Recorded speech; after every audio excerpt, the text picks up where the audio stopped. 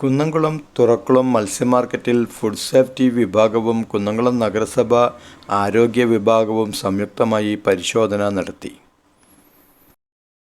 സംസ്ഥാനത്തെ ട്രോളിംഗ് നിരോധനം ആരംഭിച്ച സാഹചര്യത്തിൽ അന്യസംസ്ഥാനങ്ങളിൽ നിന്നും മത്സ്യങ്ങൾ എത്തുന്നതിനാൽ മത്സ്യങ്ങളുടെ ഗുണനിലവാരം ഉറപ്പുവരുത്തുന്നതിൻ്റെ ഭാഗമായാണ് പരിശോധന നടത്തിയത്. ശനിയാഴ്ച പുലർച്ചെ 4 മണിക്ക് ആരംഭിച്ച പരിശോധന 6 മണിവരെ നീണ്ടുനിന്നു. വിവിധ മത്സ്യങ്ങളുടെ സാമ്പിളുകൾ ശേഖരിച്ച് ഗുണനിലവാരം ഉറപ്പുവരുത്തുന്നതിൻ്റെ ഭാഗമായി ടെസ്റ്റുകൾക്കായി ലാബിലേക്ക് അയക്കുകയും ചെയ്തു.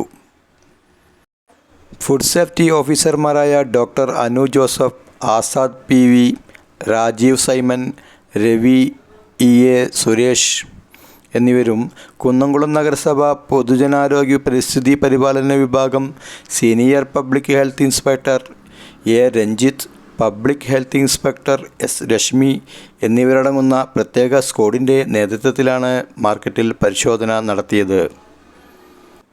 കുന്നംകുളം പോലീസ് സ്റ്റേഷനിലെ പോലീസ് ഉദ്യോഗസ്ഥരും സംഘത്തിലുണ്ടായിരുന്നു.